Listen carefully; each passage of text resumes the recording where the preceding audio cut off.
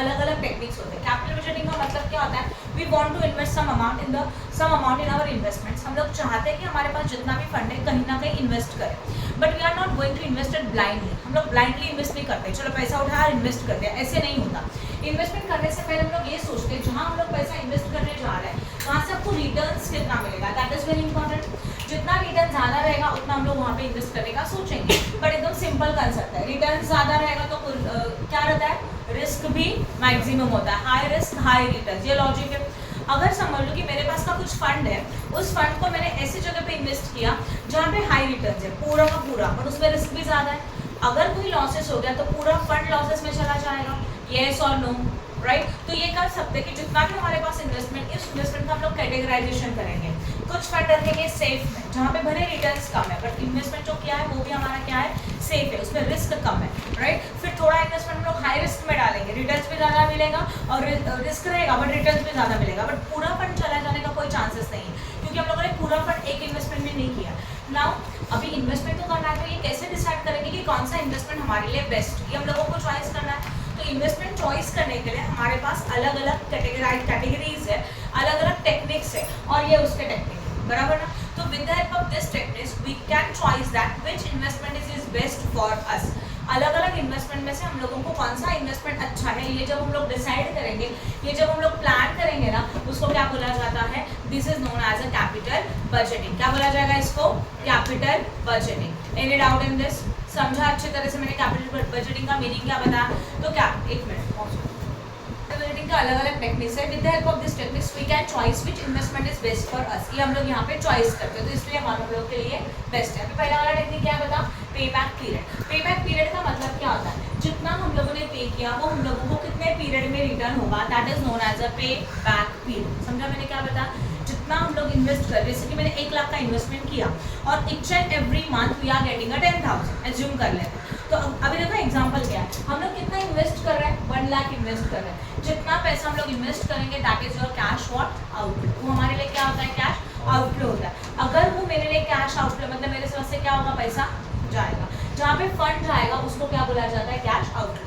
तो in short याद रखना, जितना फंड आप इन्वेस्ट करेंगे, जितना इन्वेस्टमेंट का कॉस्ट रहेगा, that is known as a word cash outflow. Point number 1 समझ में आया? ओके, अभी इन्वेस्ट तो किया 1 लाख, और वो जो इन्वेस्टमेंट किया उसमें फंड स्कीम था कि 10,000 वी आर गेटिंग, हम लोगों को 10,000 मिलेगा ईच एंड एवरी मंथ। ऐसे हम लोगों को 12 मंथ तक मिलता जाएगा। कितने मंथ तक मिलता जाएगा, 12 मंथ। ये क्वेश्चन में देखे रखा। अब मुझे ये सोचना है जितना मैंने 1 लाख इन्वेस्ट किया था वो कितने पीरियड में रिकवर होगा। समझ में आया? जो हम लोगों ने 1 लाख इन्वेस्ट किया है वो कितने पीरियड में रिकवर होगा, ये हम लोगों को फाइंड आउट करना है। कैसे करेंगे? सिंपल कंसेप्ट है, 1 लाख का हमारा इन्वेस्टमेंट का अमाउंट है, उसको हम लोग डिवाइड करेंगे किससे, 10,000 से। तो करके देखो तो कितना आएगा, 10,000 से डिवाइड किया तो कितना आता है, 10। इसका मतलब 1 लाख जो इन्वेस्ट किया वो कितने मंथ्स में रिकवर हो जाएगा, 10 मंथ्स में। This is known as a pay back period. इसको क्या बोला जाता है, पे बैक पीरियड बोला जाता है। समझ में अच्छी तरह से पे बैक पीरियड का मतलब क्या है?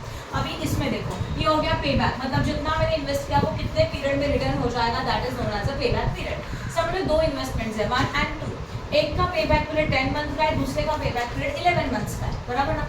तो अब मुझे बता इनमें से कौन सा बेस्ट है, अगर चॉइस करने के लिए बोला रहेगा तो 10 मंथ्स में हमारा, क्योंकि जितना इन्वेस्ट किया वो जल्दी कहाँ पे रिकवर हो रहा है, 10 मंथ्स में रिकवर हो रहा है। तो पे बैक पीरियड में अगर आपको चॉइस करने का है तो जिसका पे बैक पीरियड कम है that project is the best for अस, और वो चॉइस करके नीचे आपको कंक्लूजन में लिख लेगा। समझ में आया पे बैक पीरियड क्या होता है? अभी नेक्स्ट वाला देखो क्या है, पे बैक प्रॉफिटेबिलिटी। क्या है ऊपर से, पे बैक प्रॉफिटेबिलिटी। अब ये पे बैक प्रॉफिटेबिलिटी होता क्या है, ध्यान देना। पे बैक होने के बाद आपको एक्चुअल प्रॉफिट कितना है उसको बोलते हैं पे बैक प्रॉफिटेबिलिटी। हम लोगों ने इन्वेस्ट कितना किया, सेम एग्जाम्पल 1 लाख, आपको रिटर्न कितना मिल रहा है, 12 मंथ रिटर्न मिलेगा ना। तो 10,000 का रिटर्न आपको मिलेगा कितने मंथ्स के लिए, 12 मंथ्स के लिए मिलेगा।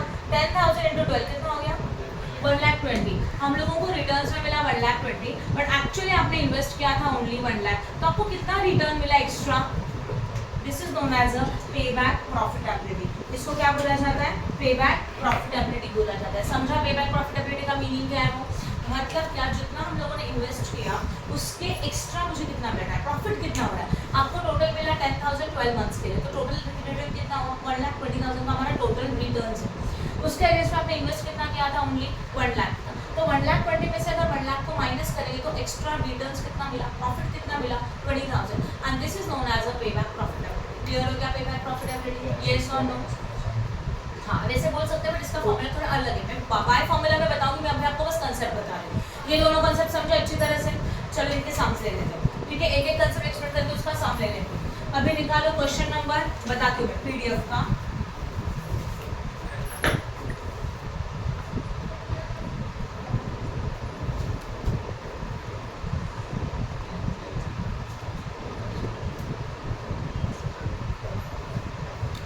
Question number 4. Excel Trading Company is considering the purchase of new machines for the immediate expansion program, and there are three type of machines at a market for this purpose. The details are given below. Particulars: machine A, machine B, as well as machine C. Three machines are available. First one हमारे पास available है cost of machine 17,500, then 12,500, and then 9,000. This is known as the cost of machine. Right है? बाद में estimated savings इन अ scrap per year. Estimated saving इन अ scrap per year का मतलब क्या होता है? हमारे पास सेविंग्स अवेलेबल है और स्क्रैप भी अवेलेबल है पर ईयर, राइट? अच्छा ठीक है, एक बात बताना, जितना हमारा सेविंग्स होता है वही हमारे लिए इनकम भी होता है। Saving is indirectly our income, मैंने ये याद है, बराबर ना? मैंने आपको एक कंसेप्ट बता दिया कि जब हमारे पास से इन्वेस्टमेंट करेंगे तो पैसा जाएगा, तो जब पैसा जाएगा उसको बोलते हैं कैश आउटफ्लो, और जब भी पैसा मिलेगा उसको क्या बोलते हैं? Cash inflow. ये लॉजिक भी याद है। अभी उन्होंने बोला estimated cost of machine is a cash outflow, क्योंकि जितना पैसा हम लोग इन्वेस्टमेंट करेंगे, we are having three machines A B C, उनमें से हम लोगों को बेस्ट वन चॉइस करना है। Estimated saving in scrap per year, ये सेविंग्स हो गया, मतलब income. Estimated savings in indirect wages per year, ये भी इनकम है। Additional cost of indirect material per year, additional cost मतलब क्या हो गया हमारे लिए? Expenses. Expected saving in indirect material per annum, तो अगेन सेविंग्स मतलब income. Then additional cost of maintenance expenses, additional cost of supervision भी क्या हो जाएगा? Expenses. Then estimated life in a machine, machine में हमारा एस्टिमेटेड लाइफ है कितना ईयर्स का है? 10, 6 एंड 5, मतलब फर्स्ट वाला मशीन लोग 10 साल के लिए यूज कर सकते हैं, सेकंड वाला 6 ईयर्स के लिए, एंड थर्ड वाला मशीन लोग यूज करेंगे 5 ईयर्स के लिए। Taxation at 40% of the profit, profit के ऊपर 40% का टैक्स है। You are required to advise the machines which type of machine should be purchased on the basis of payback period. Payback period basis के ऊपर हमारे लिए कौन सा मशीन इंपॉर्टेंट है वो हम लोगों को चॉइस करने का। चलो करें फिर, yes or no? अब ध्यान देना, पेबैक पीरियड कैलकुलेट करने के लिए हमारा फॉर्मूलाज होता है। यहाँ पे दो सिचुएशंस है। First one is your cash inflows are even and second one is cash inflows are not even, मतलब जो आपको पैसा मिल रहा है रिटर्न्स में वो सेम है। अभी मैंने एग्जांपल दिया था, उसमें क्या बोला था? We are getting 10,000 for each and every month, means your cash inflows are equal same. And अभी ये भी हो सकता है कि फर्स्ट ईयर में कुछ अलग रिटर्न मिला, सेकंड ईयर में कुछ अलग रिटर्न मिला, थर्ड ईयर में कुछ अलग रहेगा। तो ऐसे क्वेश्चंस को आइडेंटिफाई कैसे करेंगे? इस क्वेश्चन में आपको दिया है क्या फर्स्ट ईयर का इनफ्लो, सेकंड ईयर का इनफ्लो, थर्ड ईयर का, फोर्थ ईयर का, फिफ्थ ईयर का? कुछ नहीं दिया। अगर वैसे दिया होता तो your cash inflows are different, but यहाँ पे कुछ ईयर्स नहीं है, means your cash inflows are same for each and every year. तो हम लोग यहाँ पे सेम वाला फॉर्मूला यूज करेंगे, राइट? समझ में आ रहा है, राइट? पहले तो निकालना पड़ेगा। अभी एक चीज याद रखो, पेबैक पीरियड के लिए जो हम लोगों को प्रॉफिट चाहिए वो चाहिए सीआई। सीआई को बोलते हैं cash inflow, and cash inflow means what? ध्यान दो, net profit before depreciation but after tax, इसको बोलते हैं कैश इनफ्लो। अब ये कैसे आएगा? This is very important, this concept is applicable for all points. ARR छोड़ के, ARR छोड़ के सारे इसमें यही पॉइंट अप्लाई होता है। देखो समझ लो, we are having net profit before depreciation before tax. इसका मतलब क्या होता है? ऐसा नेट प्रॉफिट है जिसमें से डेप्रिसिएशन एंड टैक्स दोनों माइनस नहीं किया हुआ है, बिकॉज इट्स अ बिफोर। इसको बोला जाता है net profit before depreciation before tax. Clear है? यहाँ तक समझा? तो पहले टैक्स माइनस करने से पहले सारे एक्सपेंसेस माइनस करना चाहिए, नॉर्मल लॉजिक है। तो सबसे पहले हम लोग क्या माइनस करेंगे? डेप्रिसिएशन माइनस करेंगे, राइट है? ओके, डेप्रिसिएशन माइनस क्या तो मिलेगा? Net profit after depreciation but before tax. सही है? ये बिफोर डेप्रिसिएशन बिफोर टैक्स था। अब डेप्रिसिएशन माइनस किया तब जाके आपको क्या मिला? Net profit after depreciation and before tax, right? अब इसमें से हम लोग क्या माइनस करेंगे? ऑब्वियसली टैक्स, तब जाके मिलेगा net profit after depreciation after tax. सही है?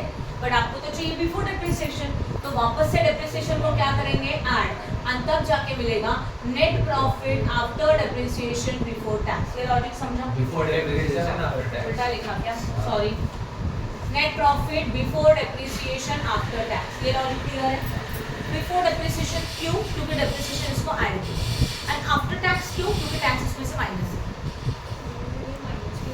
तो माइनस क्यों किया? सही है। फिर ऐड ही करेगा तो माइनस क्यों किया? टैक्स माइनस करने के लिए पहले सारे एक्सपेंसेस माइनस करने ही होते हैं। तो टैक्स माइनस करने के लिए पहले डेप्रिसिएशन माइनस किया, all expenses are deducted before tax. Tax के लिए सारे एक्सपेंस माइनस हो जाएंगे तो टैक्स भी माइनस किया, वापस से डेप्रिसिएशन को ऐड किया, राइट। अभी इनको हम लोग शॉर्ट वर्ड यूज करेंगे, इतना लेंदी वर्ड हर टाइम पे आप यूज नहीं कर सकते। इसको तो वही बोला जाता है net profit before depreciation before tax. इसमें से माइनस किया डेप्रिसिएशन और तब जाके जो प्रॉफिट आया ना उसको बोलेंगे प्रॉफिट बिफोर टैक्स। तो profit before tax means what? Depreciation is already deducted. ये मीनिंग्स याद रखो, बराबर। फिर इसमें से हम लोग क्या माइनस करेंगे? Less what? टैक्स। अगर टैक्स माइनस किया तो जो भी मिलेगा उसको क्या बोलते हैं? प्रॉफिट आफ्टर, क्योंकि टैक्स क्या हो गया? माइनस हो गया। तो जब क्वेश्चन में प्रॉफिट आफ्टर टैक्स आएगा तो इन शॉर्ट डेप्रिसिएशन और टैक्स बोथ इज माइनस, सही है। फिर इसमें वापस डेप्रिसिएशन को क्या करना चाहिए हम लोगों को? ऐड। डेप्रिसिएशन ऐड किया तो जो मिलेगा वो ये वाला प्रॉफिट रहेगा, बट इसको बोलते हैं सीआई। तो सीआई मींस व्हाट? अगर आपके क्वेश्चन में कैश इनफ्लो दिया है मतलब वो ऑलरेडी ये लास्ट कॉलम दिया है, तो ये सब करने का जरूरत है क्या? नहीं, राइट। सम टाइम आपके क्वेश्चन में प्रॉफिट आफ्टर टैक्स दिया है तो आपके माइंड में क्या क्लिक होना चाहिए? प्रॉफिट आफ्टर टैक्स है मतलब बस डेप्रिसिएशन ऐड करना आपको सीआई मिलेगा, सही है। अगर आपके क्वेश्चन में ये दिया है profit before tax means what? Depreciation already minus, क्या करना है? बस टैक्स माइनस करो, प्रॉफिट आफ्टर टैक्स मिलेगा, डेप्रिसिएशन को ऐड करो, आपको सीआई मिलेगा, राइट ना। तो ये बहुत इंपॉर्टेंट है, एक बार ये क्लियर हो गया ना ये बहुत इजी लगेगा, समझ में आया। और जरूरी नहीं कि क्वेश्चन में हमेशा ये देते हैं, इनमें से कुछ भी दे सकते हैं।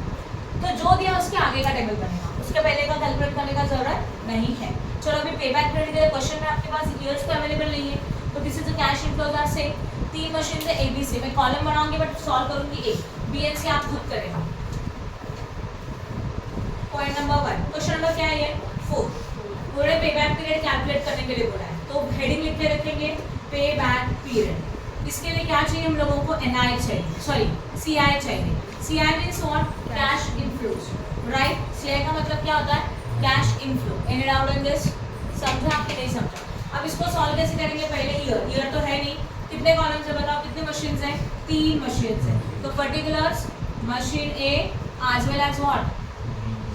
B, A B and C. अभी यहाँ पे आएगा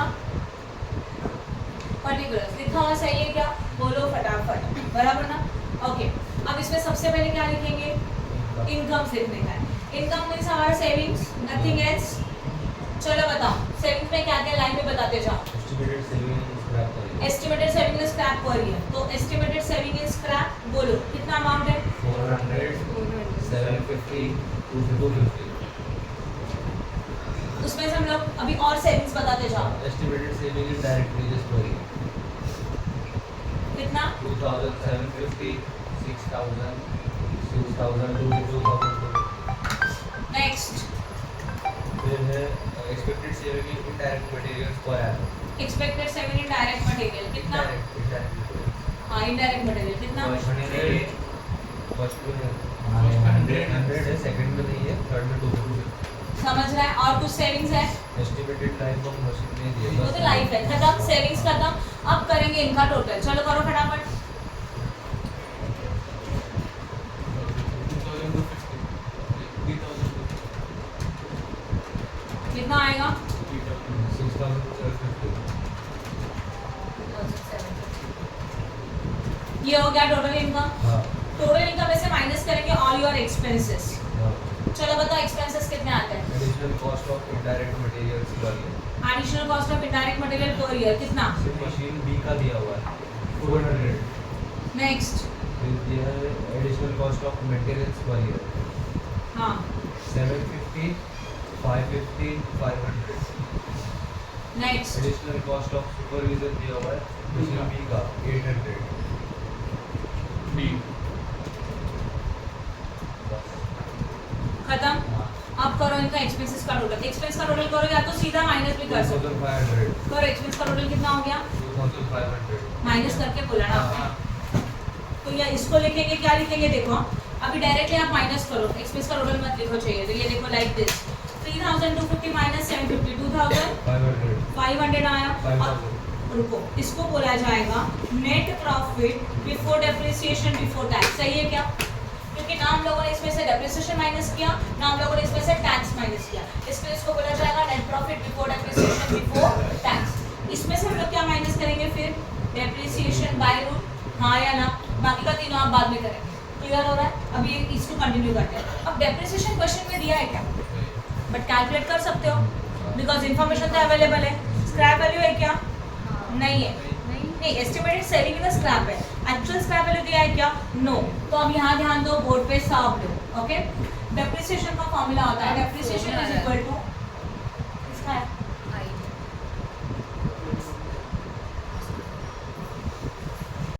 value divided by estimated life. Project A का मतलब मशीन ए का कॉस्ट कितना था? 17,500 था। उसमें से हम लोग स्क्रैप वैल्यू को माइनस करेंगे। स्क्रैप वैल्यू दिया है क्या? नहीं, जीरो। लाइफ कितने का? समथिंग 10 है, तो डेप्रिसिएशन आएगा 1750। 1750 का डेप्रिसिएशन यहाँ पे माइनस होने वाला है। करो माइनस, कितना मिलेगा? 750 मिला। This is known as profit before tax, right है? क्योंकि डेप्रिसिएशन माइनस कर तो जो मिलेगा वो प्रॉफिट बिफोर टैक्स है। अब इसमें से हम लोग माइनस करेंगे टैक्स, कितना परसेंट? क्वेश्चन में बोला है 40%, करो 300 आया। फिर आपको क्या मिलेगा? प्रॉफिट आफ्टर टैक्स, कितना? 450। इसमें हम लोग डेप्रिसिएशन को क्या करेंगे? ऐड। डेप्रिसिएशन कितने का है? 1750। ये देखो, ये उनको ऐड करो, 1750 को ऐड करो तो आपको मिलेगा 2200 and this is known as a CI। समझा CI कैसे निकालने का? When your inflows are same. When your inflows are same कैसे समझेगा? ईयर्स नहीं दिया, 1 2 3 4 ईयर्स नहीं है, डेटा डायरेक्टली देख लेकर रखा है, मतलब हमारे इनफ्लोज सेम है। देन किसी को कुछ डाउट है? ओके, तो आपको CI तो मिल गया, कि बाकी का भी आप कर सकते हो, है ना? अभी हम लोगों का फॉर्मूला है pay back period is equal to total cash outflow divided by cash inflow. ये हमारा फॉर्मूला बन जाएगा। तो आउटफ्लो कितने का था इसमें? 17,500 था। इनफ्लो कितना था? 2,200 था। करो डिवाइड। 7.95 पक्का? 7.95 ईयर्स लिखा जाता है। तो pay back period is equal to 7.95 years. I hope no doubt in this. समझा कि नहीं समझा? ऐसे बाकी का करने का हो गया। This is what? This is your पे बैक पीरियड। समझा यहाँ तक? क्या? 2 इनफ है। इसका मतलब होता है 7 ईयर्स एंड 0.95 मंथ्स। अगर आपको इसको डिटेल्स में लिखना है, how many years how many months, तो क्या करेंगे पता है? 7 का 7 निकालोगे अलग से, प्लस 0.95 इंटू 12, क्योंकि मंथ में कन्वर्जन हो जाएगा। करो 0.95 इंटू 12, 11.4 मंथ एंड 7 ईयर। इसको इस तरह से लिखना पड़ेगा। समझ में आया? अगर ईयर एंड मंथ में चाहिए तो इसका मतलब होता है 7.95 years means 7 year and 0.95 month. Clear हो गया? इस तरह से भी लिख सकते हैं। अब हम लोगों को और एक टेक्निक है, पे बैक प्रॉफिटेबिलिटी। ध्यान दो प्लीज।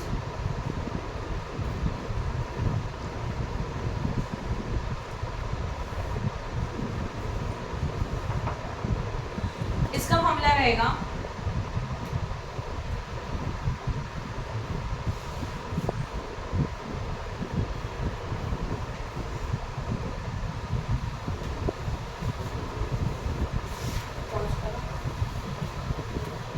ओके, पेबैक प्रॉफिटेबिलिटी मतलब हम लोगों को पेबैक कंसेप्ट में कितना प्रॉफिट हुआ, वो प्रॉफिट प्योर चाहिए। तो कैश इनफ्लो जितना है वो कितने इयर्स के लिए मिलेगा? एस्टिमेटेड लाइफ के लिए मिलेगा, क्योंकि उतना लाइफ तक मिलेगा। हमारे प्रोजेक्ट का लाइफ ही 10 इयर्स का है। तो ये हो गया टोटल इनफ्लो, उसमें से आउटफ्लो को क्या करेंगे? माइनस। अभी देखो ये फॉर्मूला कब यूज होगा? जब हमारे इनफ्लो सेम है तब जाके ये फॉर्मूला यूज होगा। अगर इनफ्लो अलग अलग है तब जाके थोड़ा अलग फॉर्मूला, ठीक है? वो क्या रहेगा हम लोग तब देखेंगे। तो हमारे फिलहाल कैश इनफ्लोज कितना है? देखो 2200 है, लाइफ है 10 इयर्स का, माइनस करेंगे कैश आउटफ्लो, वो है 17,500। तो 22,000 माइनस 17,500 कितना मिलेगा? 4,500। तो हम लोगों को इस प्रोजेक्ट में इतना प्रॉफिट हुआ। तो pay back profitability is equal to ₹4,500। Okay, अगर आपके क्वेश्चन में पूछा what is the conclusion, which one is the best, तो ध्यान देना ABC 3 पीरियड्स है, आया ना? 3 पीरियड में से देखो ABC हमारे 3 पीरियड्स है। इन तीनों में से हम लोगों का जिसका पेबैक पीरियड कम है वो हमारे लिए बेस्ट है, पॉइंट नंबर 1। ओके, बट अगर प्रॉफिटेबिलिटी में जाओगे तो जिस प्रोजेक्ट का प्रॉफिट ज़्यादा है that one is the best for us. Clear हो रहा है? पेबैक पीरियड के हिसाब से जिसका पेबैक पीरियड कम है वो प्रोजेक्ट हमारे लिए बेस्ट रहेगा। बट अगर पेबैक प्रॉफिटेबिलिटी का रूल अप्लाई करेंगे तो जहाँ पे हमारा प्रॉफिट ज़्यादा है that project we have to select. समझ में आया अच्छी तरह से? हाँ, इसमें पेबैक पीरियड बोला है बट मैंने आपको एट टाइम दोनों निकाल के दिखाया। कैश आउटफ्लो क्वेश्चन में दिया है, that is your cost of machine 17,500। वही आपका कैश आउटफ्लो, जितना आप बिजनेस में पैसा इन्वेस्ट करेंगे, मशीनरीज को परचेस करेंगे, जो कॉस्ट रहेगा that is known as a gap for cash outflow. समझ में आ रहा है? Question number 10, determine the payback period and the ARR from the following information of the proposed period. जो क्वेश्चन आपके पास इन्फॉर्मेशन अवेलेबल है उससे हम लोगों को ARR फाइंड आउट करने का है, पेबैक पीरियड फाइंड आउट करना है। पेबैक पीरियड आपको समझा, राइट? बट इसमें देखो पेबैक पीरियड के लिए आपको अलग अलग ईयर्स दिया है। When the different years are given means what? Cash inflow same की नॉट सेम? Not same. जब क्वेश्चन में ईयर्स नहीं है, राइट अक्षया, तो इसका मतलब हमारे इनफ्लोज क्या रहेंगे? सेम रहेंगे। बट अगर क्वेश्चन में ईयर्स दिया है, first year, second year, third year, fourth year, means your inflows are same for each and every year. ये लॉजिक अप्लाई करेंगे, ठीक है? तो इसमें पेबैक पीरियड निकालना है। फिर हम लोगों को इसमें फाइंड आउट करने का ARR मतलब average rate of return from the following information of the proposed project. Particulars है, कॉस्ट है 5,20,000 का, annual profit after tax and depreciation क्या दिया? देखो annual profit after tax and depreciation, तो this is the profit after tax. तो profit after tax मतलब depreciation में माइनस है, टैक्स में माइनस है। अब उसमें क्या करेंगे? ऐड डेप्रिसिएशन, तब जाके क्या मिलेगा? That is the CI, that is the CI। Last वाले को सीधा कैश इनफ्लो करो। Okay, 1 year, first year, second, third, estimated life, estimated scrap value देके रखा है। चलो करें स्टार्ट। मैं पेबैक पीरियड भी दिखाऊंगी और मैं ARR भी कैलकुलेट करके दिखाऊंगी। ध्यान देना। सबसे पहले आपके क्वेश्चन में क्या दिया हुआ है पहले वो चेक करते हैं। ईयर्स है अलग अलग, तो अभी सॉल्यूशन का टेबल चेंज हो जाएगा। क्वेश्चन नंबर 10 आ गया हम लोगों का। हम लोगों को चाहिए पेबैक पीरियड। जो कैलकुलेट करे प्लीज ऊपर लिखो। ईयर कितने ईयर है? 1 2 3 4 एंड 5। कॉलम सोचो, हम लोगों को दिया है प्रॉफिट आफ्टर टैक्स, तो डेप्रिसिएशन करेंगे 8, तब जाके आपको मिलेगा CI, राइट? जब हमारा ईयर्स डिफरेंट है तो पेबैक पीरियड निकालने के लिए क्यूमुलेटिव चाहिए, तो यहाँ पे और एक कॉलम बनेगा cumulative cash inflow. This is useful only for the payback period. ये जो कॉलम है सिर्फ पेबैक पीरियड के लिए बनता है और किसी में नहीं बनता। क्लियर हो गया? ठीक है, अब बताओ फटाफट प्रॉफिट आफ्टर टैक्स कितने का है? 30,000 है, 50 ना, then 70, then 90,000 and 1,10,000, राइट है? यहाँ तक समझा? ओके, अब हम लोगों को चाहिए डेप्रिसिएशन। डेप्रिसिएशन कैसे कैलकुलेट करेंगे? बोर्ड पे ध्यान दो। Depreciation is equal to cost minus scrap value divided by estimated life. What is your cost? Cash outflow को कॉस्ट बोलते हैं। 5,20,000 माइनस स्क्रैप वैल्यू। साइलेंट करो सब लोग अपने फोन। कितना scrap value? 20,000। And what is your estimated life of the project? 5 years. ये question में दिया है, तो यहाँ मिलेगा 5 लाख डिवाइडेड बाय व्हाट? 5। कितना मिलेगा? 1 लाख। दिस इज अ पर एनम।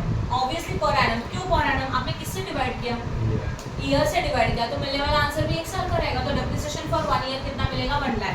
तो वो डेप्रिसिएशन हम लोग यहाँ लिखेंगे, राइट है? Each and every year same आएगा। अब 30,000 प्लस 1 लाख कितना मिलेगा?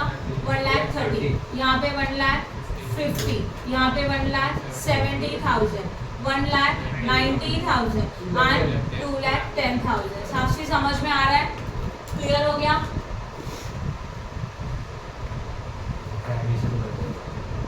अब हम लोगों को चाहिए CCI। CCI का मतलब क्या होता है? क्यूमुलेटिव कैश इनफ्लो, राइट है ना?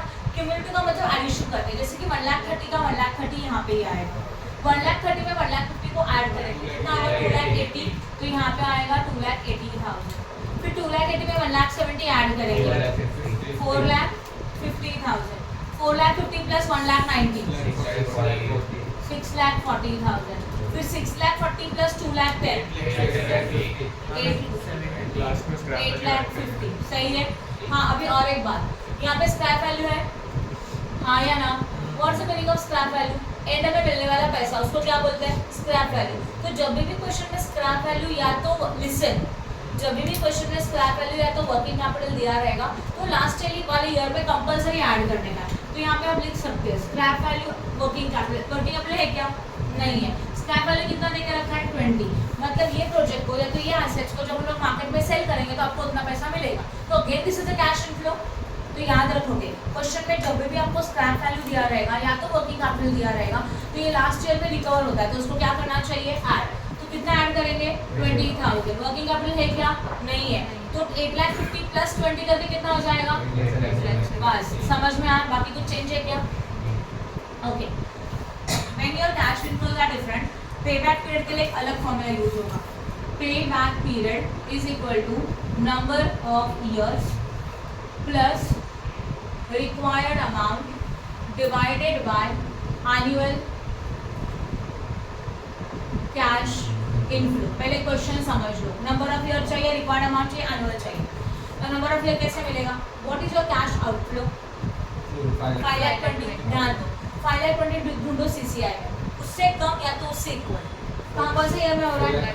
4,50,000 उससे कम। 5,20,000 तो है नहीं। ये कौन से ईयर में रिकॉर्ड हो रहा है? तो नंबर ऑफ ईयर्स में जाएगा 3rd ईयर। मतलब 3rd ईयर तक आपका 4,50,000 रिकवर हो गया। आपको कितना चाहिए था? 5,20,000। तो रिक्वायर्ड अमाउंट मीन्स 5,20,000 का रिक्वायरमेंट था, उसमें से 4,50,000 रिकॉर्ड हो गया। कितना और चाहिए? 70 ना। 5 लाख में से 4,50,000 गया 50, ऊपर का 20, 70,000 और चाहिए। तो रिक्वायर्ड अमाउंट मतलब समझा? रिक्वायर्ड अमाउंट कैसे आया? 3rd ईयर तक हम लोगों ने 4,50,000 का कैश रिकवर कर लिया थोड़ा थोड़ा करके, बराबर है। अभी और कितना चाहिए? 70,000 चाहिए नेक्स्ट वाले ईयर में। तो 70,000 हम लोग यहाँ लिखा divided by annual cash inflow. What is your annual cash inflow? Yearly आपको कितना मिलेगा? अभी ये 3rd ईयर था ना, तो नेक्स्ट ईयर का सीआई लेंगे। तो 4th ईयर का सिर्फ सीआई कितना मिल रहा है? 1,90,000। डन। तो अभी करेंगे 3 प्लस 70,000 डिवाइड बाय 1,90,000 कितना आता है? 0.37। तो ये होगा 3.37 ईयर। हो गया pay back period. Done. Yes और नो? इसमें पे बैक प्रॉफिटेबिलिटी आप निकाल सकते हैं। कैसे निकालेंगे देखो ये भी बता देती हूँ, ये अलग सम है ना। तो पे बैक प्रॉफिटेबिलिटी क्वेश्चन में पूछा नहीं है बट मैं आपको सिखा रही हूँ। पे back profitability is equal to simple में total cash inflow, simple formula total cash inflow minus cash outflow. पहला जो सम लिया था वो सम था CIR सेम, तब जाके वो दो फॉर्मूला थे। अभी CIR नॉट सेम, हर साल में मिलने वाला CI सेम है क्या? ये देखो ये वाला नहीं है। अगर CI सेम नहीं है तो पेबैक प्रॉफिटेबिलिटी के लिए ये फॉर्मूला यूज हो रहा है। That what total cash inflow minus cash what outflow. सही है। What is your total cash inflow? Please बताओ। टोटल कैश इनफ्लो मतलब CI का टोटल, राइट ना? तो CI का टोटल कितना आ रहा है? 8,70,000 आ रहा है। माइनस योर कैश आउटफ्लो 5,20,000 करो, 3,50,000। दैट इज 3,50,000 हो गया पेबैक प्रॉफिटेबिलिटी। डन। समझा कि नहीं समझा? अपना cash inflows are not same. इस वाली सिचुएशन में पेबैक पीरियड हो गया, पेबैक प्रॉफिटेबिलिटी हो गया। तो इनमें 4 फॉर्मूले बने। इनफ्लोज आर सेम के 2, इनफ्लोज आर नॉट सेम के 2। क्लियर हो गया ना? अब हम लोग को चाहिए ARR। ARR कैसे आएगा? ध्यान दो। ARR 2 बेसिस के ऊपर निकाला जाता है। ओरिजिनल बेसिस है, एवरेज बेसिस। नॉर्मली बोला जाता है कि अगर क्वेश्चन में कुछ दिया नहीं है तो हम लोग दोनों करके आएंगे, अगर स्पेसिफिकली बोला रहेगा तो वो किया जाएगा, राइट है? ओके। अब देखो हम लोगों को कैलकुलेट करने का ARR। ARR कौन सा बेसिस के ऊपर? ऑन ओरिजिनल बेसिस के ऊपर पहले करते हैं। ध्यान दो ओरिजिनल बेसिस के ऊपर कैसे किया जाएगा? लिसन, सबसे पहले लिखेंगे ईयर। ये ऐसा सम है ना ARR जिसमें हम लोगों को चाहिए प्रॉफिट आफ्टर टैक्स। ये एक ही कैटेगरी। सब में क्या चाहिए रहता है हम लोगों को? CI, बराबर ना? बट ARR में हम लोगों को चाहिए, ध्यान दो यहाँ, प्रॉफिट आफ्टर टैक्स दोनों में। इसका मतलब क्या आता है? देखो net profit before depreciation before tax, ये तो पता है तुम लोगों को। इसमें से करेंगे minus depreciation profit before tax less tax करेंगे तो क्या मिलता है? Profit after tax. ये वाला पॉइंट चाहिए, मतलब डेप्रिसिएशन को वापस से ऐड नहीं करेंगे, राइट? क्लियर? ARR ये ऐसा पॉइंट है जिसमें जितना भी प्रॉफिट कंसिडर होता है वो सिर्फ प्रॉफिट आफ्टर टैक्स चाहिए, उसमें डेप्रिसिएशन ऐड नहीं किया जाएगा, किसी भी बेसिस के ऊपर करो। तो हम लोगों को यहाँ पे चाहिए प्रॉफिट आफ्टर टैक्स। ओके, हाँ या ना? तो हमारा पहले इसका फॉर्मूला है फर्स्ट एवरेज एनुअल प्रॉफिट। ये आएगा average annual profit is equal to total profit after tax divided by number of years. समझा? हम लोगों को चाहिए total profit after tax divided by number of year. What is your total profit after tax? ये है आपका profit after tax. कितना करेंगे टोटल? मतलब ऐसे 30,000, हाँ या ना? बताओ चलो। 30,000 plus 50,000 plus 70,000 plus 90,000 plus what 1,10,000, right है? डिवाइड बाय 1 2 3 4 5, टोटल कितना आया? 3,50,000 डिवाइडेड बाय 5 कितना मिलेगा? 70,000। ये हो गया average profit after tax. Clear हो गया? फर्स्ट स्टेप खत्म। सेकेंड स्टेप आता है ARR निकाल रहे ओरिजिनल बेसिस के ऊपर, तो यहाँ पे आएगा ओरिजिनल इन्वेस्टमेंट। क्या आएगा? ये भी सही है, समझा कि नहीं समझा? ओके। अब हम लोगों को जो ओरिजिनल इन्वेस्टमेंट चाहिए वो आपने कितना इन्वेस्ट किया? कितना इन्वेस्ट किया था? 5 lakh। वो हो गया ओरिजिनल इन्वेस्टमेंट, राइट है? एंड इसका थर्ड स्टेप होता है ARR is equal to average annual profit divided by original investment into 100 करेंगे। एवरेज एनुअल प्रॉफिट कितने का था? 70,000 था ना? ओरिजिनल इन्वेस्टमेंट कितना किया? 5,20,000 इंटू 100 करो। 13.46% हो गया ARR। I hope no doubt in this. समझा कि नहीं समझा? This is ARR on which basis? Original basis. अभी हम लोग देखेंगे ARR on the basis of what? Average investment. ध्यान दो, पॉइंट नंबर थर्ड समझो।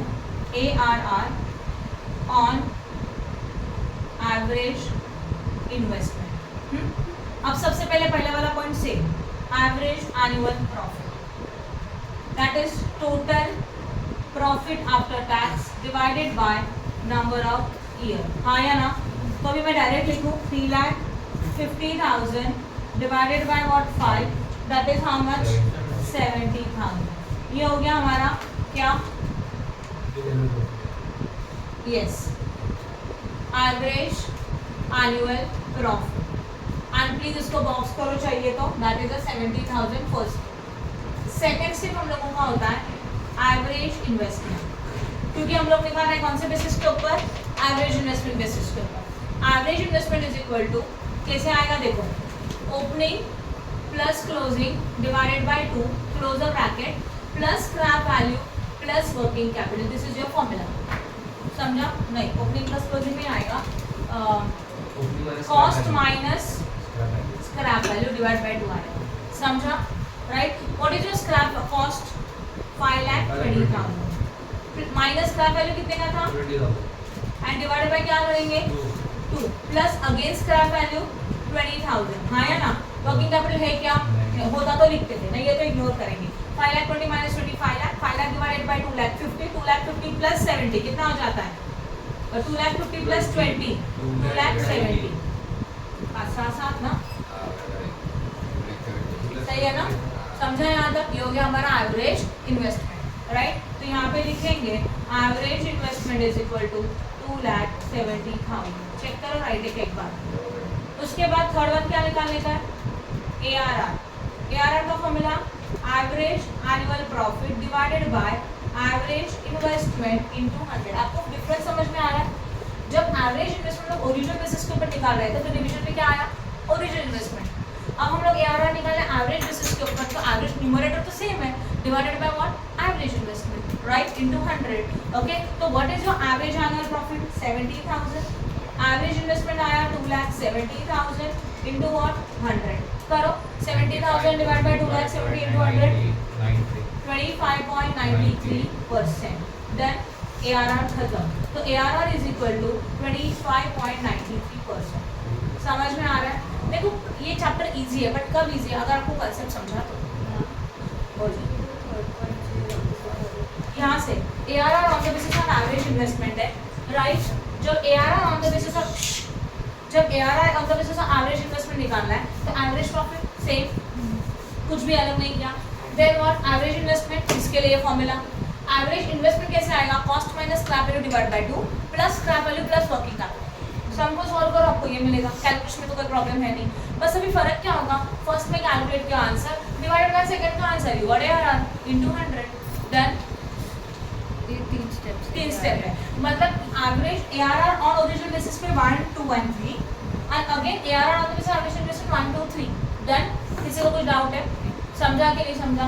20,000 यस, अगर स्क्रैप वैल्यू दिया रहेगा तो नॉर्मली ये लास्ट ईयर में ऐड होता है, क्योंकि ये लास्ट ईयर में इनफ्लो है, तो इसके लिए कोई भी कैटेगरी सॉल्व करो, हर कैटेगरी में ये ऐड हो जाएगा लास्ट ईयर में, समझा? वर्किंग कैपिटल अगर रहेगा तो एक्सप्लेन करो। अब company makes, question number 19 please check करो, ऑनलाइन स्टूडेंट ध्यान दो, okay. A company can make either 2 investments a period to T0 T0 का मतलब क्या होता है? Current year, time of current year. T1 लिखा होता तो फर्स्ट ईयर, T2 मतलब सेकेंड ईयर, ऐसे उसका मीनिंग होता है। तो पीरियड ऑफ T0 मतलब करंट ईयर में हम लोगों ने 2 इन्वेस्टमेंट्स किया। Assuming a required rate of return is what 10%, 10% का रेट ऑफ रिटर्न देके रखा है, ये हमारा डिस्काउंटिंग फैक्टर का रेट है 10% का। Determine each project, point number 1 the payback period निकालना है, ओके। डिस्काउंटेड पेबैक पीरियड निकालना है, प्रॉफिटेबिलिटी इंडेक्स है, इंटरनल रेट ऑफ रिटर्न को थोड़ा साइड में रखो, उसके बदले में लिखो NPV। हम लोग यहाँ पे क्या फाइंड आउट करेंगे? NPV, नेट प्रेजेंट वैल्यू, ये सब चीजें हम लोग फाइंड आउट करेंगे। Yes, okay. Then next one, question में दिया है cash investment, cost of investment. Cost of investment is known as a cash outflow, इसी को क्या बोला जाता है? कैश आउटफ्लो बोला जाएगा, right. Then the discounted payback, क्या क्या निकाला है? ये तो हो गया ना। अभी उसके बाद क्या दिया? Estimated life, that is a no salvage, मतलब स्क्रैप वैल्यू है नहीं, लाइफ देके रखा है 5 year as well as what again 5 years, right है। Then projected net income after depreciation interest and tax, तो हमारे पास प्रोजेक्टेड नेट प्रॉफिट है जिसमें से डेप्रिसिएशन माइनस किया, इंटरेस्ट माइनस किया, as well as tax minus किया, first year, second year, third year, fourth year as well as fifth year, right है, हाँ या ना? समझा? तो इसमें आएगा हम लोगों का this is your after depreciation interest and tax, मतलब डेप्रिसिएशन माइनस है, टैक्स माइनस है, तो उसको बोलते हैं profit after tax. Profit after tax में जब डेप्रिसिएशन को वापस से ऐड करेंगे तब जाके क्या मिलेगा? CI मिलेगा, राइट है, समझ रहा है? गुड, चलो करें स्टार्ट। सबसे पहले हम लोगों को क्या सोचना चाहिए? व्हेन पेबैक पीरियड दिया है तो हमारे पास सोचना चाहिए कि कौन से 2 मेथड्स हैं। When your inflows are same and not same, यहाँ पे कौन सा मेथड फॉलो होगा? इनफ्लोज सेम कि not same? Not same, because year information is given, तो इसके हिसाब से टेबल्स बनेंगे। This is the question number, बोलो प्लीज। 90। पहले आपको निकालने का लिखो, पॉइंट नंबर 1 पे बैक पीरियड, पे बैक पीरियड लिखो ईयर्स, कितना ईयर्स का डेटा है? 1 2 3 4 एंड 5। इसके बाद आएगा प्रॉफिट आफ्टर टैक्स, दिया है ना? कितना दिया है बोलो? 10,000, फिर 10,000, हाँ 20,000, राइट है। और फिर हम लोगों को क्या लिखना चाहिए बोलो? एड डेप्रिसिएशन, तब जाके आपको क्या मिलेगा? CI। और इसमें हम लोगों को क्या चाहिए रहता है पेबैक में? Always CCI। टेबल समझ में आया? Okay, first of all we have to find out depreciation. Depreciation is equal to cost minus scrap value divide by estimated life. What is the cost of the project? 2 lakh. अच्छा, अभी हम लोग ये PQ2 है ना, तो मैं P करके दिखाऊंगी, आप लोग हर एक का प्रूव करते जाओ। ओके, कितना है बोलो? 2 लाख। 2 लाख है, माइनस स्क्रैप वैल्यू नहीं है, लाइफ कितने का है? 5 ईयर, तो 40,000 आएगा, वो भी पर एनम। तो ईच एंड एवरी ईयर में कितना आने वाला है? 10,000 प्लस 40,000, 50,000, यहाँ पे भी, यहाँ पे 60,000, 60,000 है 60। अब इसका CCI चाहिए, CCI मतलब क्यूमुलेटिव, 50,000 का 50,000 आएगा, प्लस कितना आएगा? 1 lakh, 1 lakh plus 60, then then scrap value कुछ था नहीं, वर्किंग कैपिटल कुछ था नहीं, तो लास्ट ईयर वाले ईयर में ऐड नहीं किया, बोलो अगर होता कि हाँ ऐड होता, ठीक है। अब हम लोगों को चाहिए पे back period is equal to number of year. Number of year कहाँ से आएगा? कैश आउटफ्लो कितने का है? 2 लाख। 2 लाख है तो उससे कम कहाँ रिकवर हो रहा है? थर्ड ईयर, तो यहाँ लिखा 3 प्लस, अभी आपको चाहिए था 2 लाख, थर्ड ईयर में आपने रिकवर किया 1,60,000, राइट है। तो 40,000 को चाहिए अभी भी, ये हम लोग कहाँ से रिकवर करेंगे? अगले ईयर में से। तो थर्ड का, यहाँ थर्ड है ना, तो उसके नेक्स्ट वाला ईयर कौन सा है? फोर्थ वाला। फोर्थ में आप कितना रिकवर कर रहे हो? 60,000, तो यहाँ पे कितना आएगा? 60। करो फिर 0.67, 3 प्लस 0.67, दैट इज 3.67 ईयर्स। देन समझा कि नहीं समझा? क्लियर हो गया? दिस इज योर पे back period. Any doubt in this? Proper clear हो गया? अभी पे बैक पीरियड के बाद अभी हम लोग निकालेंगे व्हाट? Discounting period. अभी ध्यान दो, this is the first time हम लोग कर रहे हैं। Second one discounted pay back period, और ये हम लोग निकाल रहे हैं पी कंपनी का। उसके लिए पहले लिखा ईयर्स 1 2 3 4 एंड 5। इसके लिए हम लोगों को चाहिए रहता है सी आई, और सी आई आपने ऑलरेडी निकाला है ना, तो वापस ये 2 टेबल बनाने का जरूरत नहीं, आप सीधा सी आई को कॉपी करो, बराबर है? तो सी आई लिखा। सी आई कितना है? फर्स्ट ईयर में 50,000, सेकेंड ईयर में 50,000, third year, fourth year, fifth year में हाउ मच?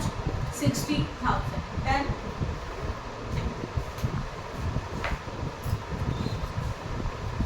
हाँ करेंगे प्लीज, ध्यान दो। यहाँ पे कितना आएगा? 60,000 आएगा। अब सी आई निकालने के बाद यहाँ चाहिए present value of discounting factor. क्या चाहिए अपने को? इसको मतलब डिस्काउंटिंग फैक्टर भी सिर्फ बोल सकते, ओनली डिस्काउंटिंग फैक्टर, एंड इसका रेट क्वेश्चन में दिया रहेगा। What is the rate is given the question? At the rate what दिया है क्वेश्चन में, देखो 10%। ये कैसे निकालेगा? एफए में कितने बार तो इसका फॉर्मूला हम लोगों ने यूज किया है, 1 divided by 1 plus i raise to n। Bond valuation में भी यही फॉर्मूला यूज किया था। Now 1 divided by 1 plus 10%, 1 divide by 1 plus 0.1, that is 1 divide by 1.1। हाँ या ना? तो 1 डिवाइडेड बाय 1.1 कितना आता है? 0.909।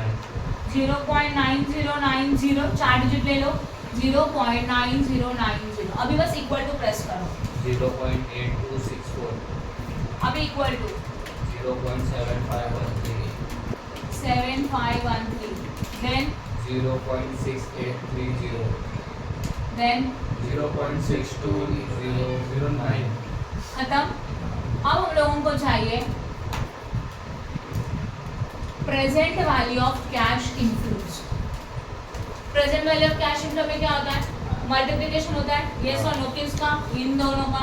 50,000 इंटू 0.9090 करो, 45,450। 45,450, देन 50,000 इंटू 0.8264, 41,320। 41,320। आपको समझ रहे हैं हम लोग क्या कर रहे हैं?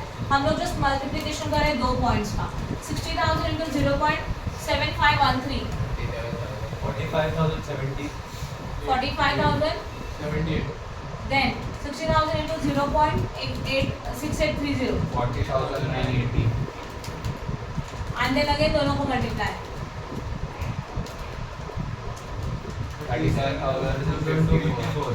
254, राइट है? अब CPVC है। समझा कि नहीं समझा? अब हम लोगों को चाहिए इसका क्यूमुलेटिव। क्यूमुलेटिव मतलब क्यूमुलेटिव पीवीसीआर, सही है? पीवीसीआर का क्यूमुलेटिव करेंगे, क्या करेंगे? 45,450, उसमें ये वाला ऐड करो, प्लस दिस 86,770।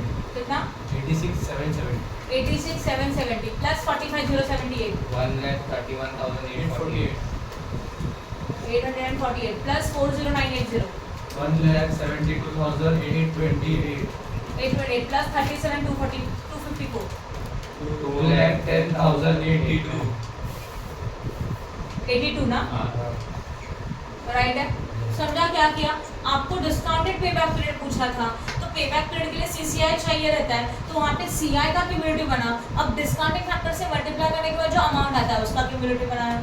क्लियर हुआ कि नहीं? ओके, राइट है? तो ये हो गया। अब हमारा फॉर्मूला, इसको रफ करूँ क्या पूरा? हाँ, अब हम लोग का पे बैक पीरियड का फॉर्मूला, बट अभी क्या आएगा? डिस्काउंटेड पे back period is equal to, बोलो क्या आएगा? डिस्काउंटेड पे बैक पीरियड का फॉर्मूला बोलो। नंबर ऑफ ईयर्स पहले लिखेंगे, सेम फॉर्मूला, सेम फॉर्मूला में कोई चेंज नहीं है। Number of year plus required amount divided by cash inflow. तो नंबर ऑफ ईयर मतलब आपको जितना इनफ्लो चाहिए, सॉरी आउटफ्लो हुआ था, वो कितने ईयर में रिकवर हो रहा है? 2 लाख चाहिए था, यहाँ पे रिकवर हो रहा है 2 लाख से कम, कौन से ईयर में? 4, तो यहाँ पे लिखना 4, सही है? अब और कितना चाहिए? देखो 2 लाख चाहिए था, उसमें से 4th ईयर में रिकवर हो गया 1,72,828 डिवाइडेड बाय, अभी इसको डिफरेंस निकालो, 172, और ये कौन से ईयर में? 5th ईयर में पीवीसीआर में रिकवर करेंगे। कैश इनफ्लो चाहिए ना, but present value that is 37,254, तो 4 plus 0.73। 73, that is a 4.73 years. खत्म. Discounted payback period is equal to 4.73 years. Done. हो गया. समझा दोनों में फर्क क्या है? पेबैक पीरियड भी है, डिस्काउंटेड पेबैक पीरियड ही आपको इजीली समझ जाए. यहाँ तक क्लियर हो गया? बोलो फटाफट. किसी को कुछ डाउट है क्या? Good. अब इसके बाद हम लोगों को क्या चाहिए? डिस्काउंटेड पेबैक पीरियड फर्स्ट हो गया, सेकंड हो गया. अब क्या चाहिए बोलो? एनपीवी. ध्यान दो प्लीज. एनपीवी का मतलब होता है net present value. Net present value के लिए कॉलम्स क्या चाहिए? Year, CI, then present value of discounting factor and PVCR. ये तीनों कॉलम ऊपर रेडी है, राइट? अभी मैंने आपको ये क्यों लिखा, मैं डायरेक्टली ऊपर का डेटा लेके भी सम को सॉल्व कर सकती थी, बट अगर डिस्काउंटेड पेबैक पीरियड नहीं आया, ओनली एनपीवी आया, तो ये टेबल में. चलो बताओ फटाफट. 1 2 3 4 एंड 1 5. सीआई बोलते जा. 50,000 एंड 1 50,000. बाद में 60,000 60 एंड 1 60. ये आप कॉपी करेंगे ऊपर वाला. पीवीसीआर बोलते जाओ. 45,004 50 41,320 47 45,078 40,980 37,254. और इसका करो टोटल. एनपीवी के लिए पीवीसीआर का टोटल चाहिए कितना? 2,10,082. समझा? देखो यही टोटल आता है. यहाँ ध्यान दो. क्लियर हो रहा है? अब एनपीवी का फॉर्मूला क्या था? प्लीज बोर्ड पे ध्यान देना. This is a new point. NPV is equal to total present value of cash inflow minus cash outflow. सही है? लिखा हुआ समझा? Total present value of cash inflow minus cash outflow. What is your total present value of cash inflow? कितना रहेगा? 2,10,000 what 082 minus what is your cash outflow? 2 lakh. तो net present value कितना हो गया?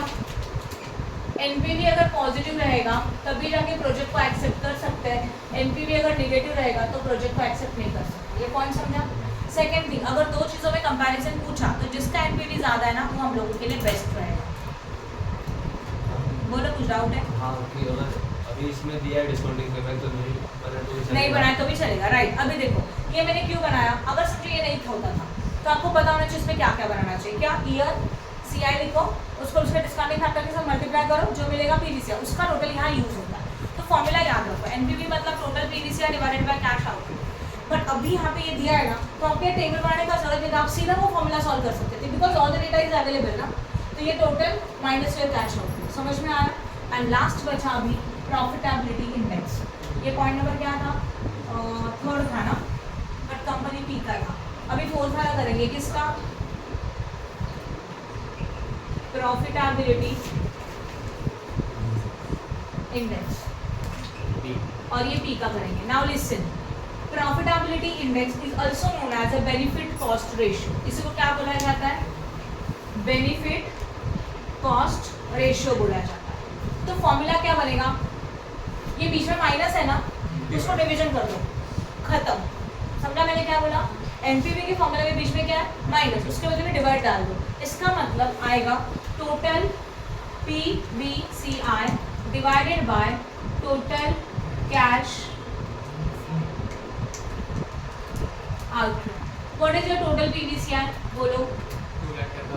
2,10,082 divided by what is your cash outflow? करो calculate. 1.05:1. ये उसका answer आता है. डन. ये रेशियो में आता है, मल्टीप्लाई बाय 100 नहीं होता. इस में नहीं आता, जस्ट रेशियो में आता है. क्लियर हो गया? ये जो सॉल्व किया वो पी का था. क्यू का आप लोगों को सॉल्व करने का है. एंड क्यू का सॉल्व होने के बाद हर एक कैटेगरी के अकॉर्डिंग आपको कंक्लूजन लिखना है. जैसे कि इसका पेबैक पीरियड पी का और पेबैक पीरियड क्यू का, उसमें से कौन सा बेस्ट है? देन यस, पेबैक पीरियड में जो कम है वो बेस्ट है. डिस्काउंटेड में भी जो कम है वो बेस्ट है. पेबैक पीरियड में वही रूल है, जो कम रहेगा वो बेस्ट रहेगा. एनपीवी को कंपेयर करेंगे तो जो ज़्यादा है वो बेस्ट है. एंड प्रॉफिटेबिलिटी इंडेक्स भी जो ज़्यादा है वो बेस्ट है. एआरआर में भी जो हायर है वो बेस्ट है. समझ में आया? जो हायर है वो बेस्ट है. तो एक ही पॉइंट है पेबैक पीरियड जिसमें जो कम है वो बेस्ट है. बाकी सब में हाँ, मतलब जो पेबैक पीरियड वर्डिंग आता है ना उसमें लोअर वाला बेस्ट है, बाकी सब में हमारा हायर वाला बेस्ट है. क्लियर हो गया? These are the techniques. अब इसमें वैरायटी क्या आ सकता है? वैरायटी क्या आ सकता है? आपको ये प्रॉफिट्स देके रखा है ना, वो अलग अलग दिया जा सकता है, तो आपको वो सोच के कैलकुलेट करने का. But table methods formulas are same, solve करने का मेथड भी सेम, कोई चेंजेस नहीं है, राइट ना? Question number 22. प्लीज यहाँ ध्यान दो, मैं सम को एक्सप्लेन करी. TVS is considering a purchase of machine X and Y are the two machines available from the following information and suggested which of the two recommended as under ARR and the profitability index method. ये दोनों देके रखा है. Machine X and machine Y is given. Cost available है 4 lakh and 5 lakh 60. Life available है 5 year and 7 year. Profit after tax available 1 2 3 4 5 6 and 7. ये अलग अलग ईयर का टैक्स देके मतलब प्रॉफिट आफ्टर टैक्स. तो this is a PAT. Profit after tax तो अपने को कौन सा कंसीडर करने का है बोलो? अच्छा ठीक है, सुनो. PAT है तो उसमें एड डेप्रिसिएशन करेंगे तब जाके क्या मिलेगा? CI मिलेगा, राइट है? यहाँ तक तो समझा. और डेप्रिसिएशन कैसे कैलकुलेट करेंगे? उसका formula cost minus scrap value. Yes, cost minus scrap value divided by what? Yes, समझा? दिया है क्या नीचे?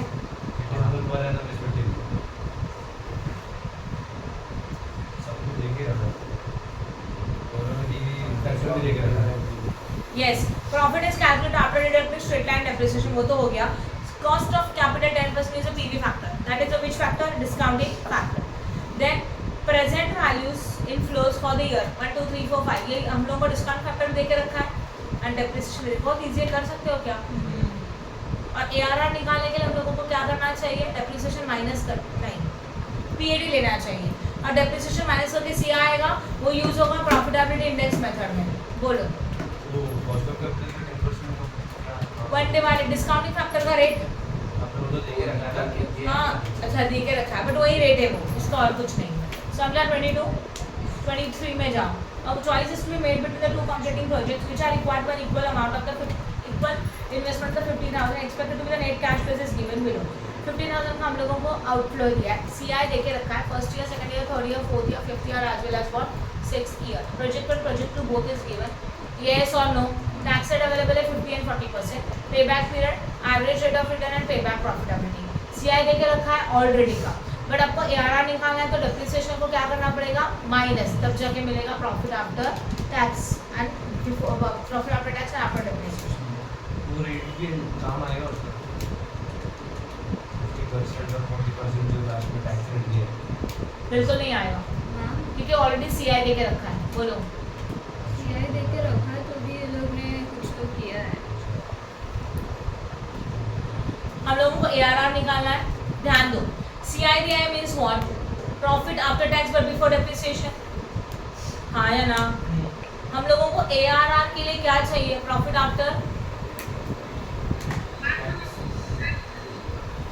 क्वेश्चन नंबर मैं बता रही हूँ 23. यहाँ ध्यान दो, 23 बता रही हूँ. आवाज आ रहा है मेरा? अच्छा कैमरा बंद है. ओके अब देखो 23 क्वेश्चन देखो प्लीज. 2 मिनट यहाँ ध्यान देना. आपको क्वेश्चन में देके रखा है CI. नॉर्मली क्या होता है? Profit after tax plus depreciation you got what? CI. तो आपको ये लेके रखा है तो उससे आप पेबैक पीरियड निकाल सकते हो, सब कुछ निकाल सकते हो. बट ARR के लिए क्या चाहिए आपको? PAT चाहिए. तो CI में से डेप्रिसिएशन को माइनस करके तो क्या मिलेगा? PAT मिलेगा, राइट? ये लॉजिक अप्लाई करने का. तो 23 भी आप कर सकते हैं. डेप्रिसिएशन दिया है ना 80,000. पिछले साल का था. अच्छा पिछले सम का था क्या? हाँ. अच्छा फिर डेप्रिसिएशन आप कैसे निकालोगे? क्या लगता है आपको? Cost minus scrap yes, value cost minus scrap value divided by estimated life. Estimated life आएगा 6 ईयर का. स्क्रैप वैल्यू तो है नहीं और कॉस्ट आएगा 50,000. 50,000 divide by estimated life. Depreciation नहीं दिया रहेगा तो ऐसे ही करेंगे. आप निकालो, प्लीज शांत बैठो. Question number 20.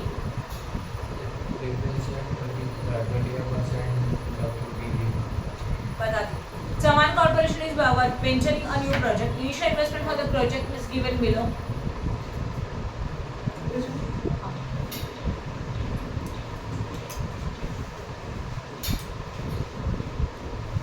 Initial investment for the project is given below. क्या देके रखा है देखो? Tax rate of the depreciation 25% on WDV basis. Tax हम लोग को कैलकुलेट करने का है तो 25% है. Rate of discount is 10% and tax rate is how much? बड़ा ध्यान दो. Tax rate is 40%. ARR निकालना है. Okay. Discounted pay back period, discounted pay back profitability, तीनों निकालने का है।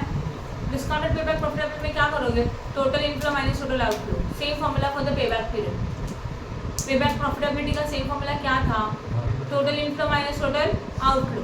वैसे यहाँ पे डिस्काउंटेड सीआईआई निकाल दो ना, ये देखो ये डिस्काउंटेड पीडीसीआई का क्यूमुलेटिव का टोटल आता है ना, वो उसमें से कैश आउटफ्लो माइनस करो, पे बैक प्रॉफिटेबिलिटी मिल जाएगा, राइट है।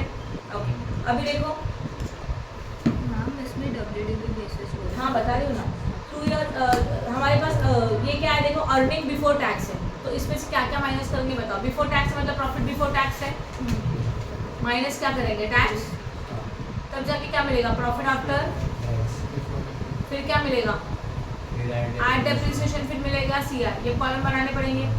पहला पूछे एआरआर, एआरआर के लिए तो प्रॉफिट आफ्टर टैक्स ही चाहिए, पे बैक पीरियड के लिए and discounted pay back period के लिए क्या चाहिए, क्यूमुलेटिव कैश इनफ्लो चाहिए, ये समझा।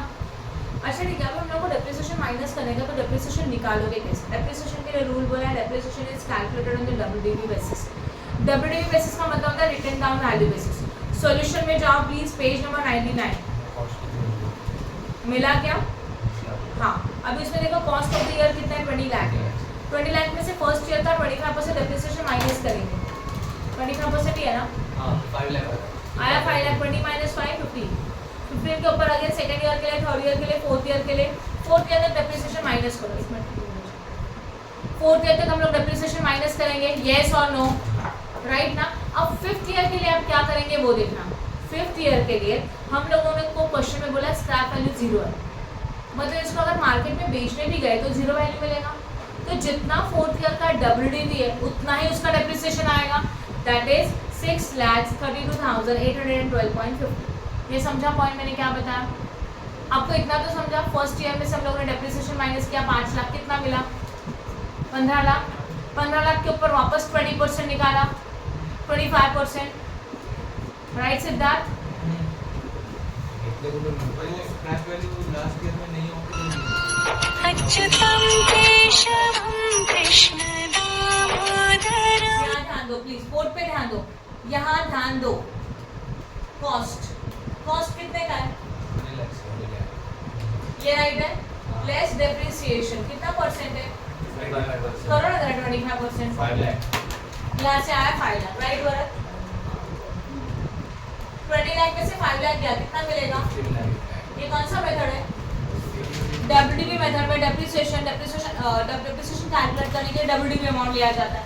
15 लाख के ऊपर 20%, 25 कितना, 25% कितना,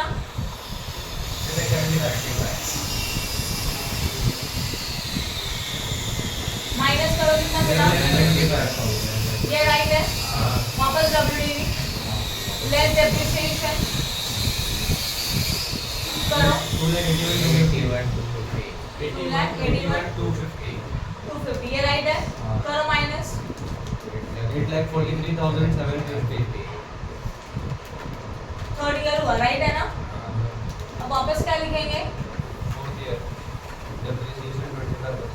करो 2,10,938। राइट है क्या, माइनस करो 6,32,813। कितना, 6,32,813। राइट है। अब ये क्या हो गया, कौन सा ईयर हो गया, 1 2 3 4, 4 साल का डेप्रिसिएशन हो गया। फिफ्थ ईयर लास्ट ईयर है, इसके बाद कोई स्क्रैप वैल्यू नहीं है, मतलब इसका वैल्यू 0 बन गया। अगर इस एसेट का वैल्यू ही 0 बन गया, क्योंकि क्वेश्चन में स्क्रैप वैल्यू नहीं दिया है, स्क्रैप वैल्यू का मतलब क्या होता है, इस एसेट को मार्केट में बेचेंगे तो इतना पैसा मिलेगा। स्क्रैप वैल्यू नहीं दिया मतलब कितना है, 0 है, तो एल पे वैल्यू कितना बचना चाहिए। अरे मैंने क्या बताया, अगर हम इसके ऊपर 25 निकालेंगे, माइनस करके कितना बचेगा ना, कुछ ना कुछ वैल्यू बचेगा ना। 25% निकाल के माइनस करेंगे तो वैल्यू बचेगा। क्वेश्चन में बोला स्क्रैप वैल्यू 0 है, स्क्रैप वैल्यू दिया है क्या, मतलब कितना है, तो इसलिए 0 लिखा, क्योंकि प्रोजेक्ट का लाइफ सिर्फ 5 साल का है। फिफ्थ ईयर में आपको कुछ मिलेगा नहीं, तो जितना है पूरा का पूरा डेप्रिसिएशन है, मतलब 6,32,803 क्या हुआ आपका डेप्रिसिएशन। अब समझ में आया, क्लियर है। इसमें बस एक ही पॉइंट आ जाता है, येस और नो, सबको समझा।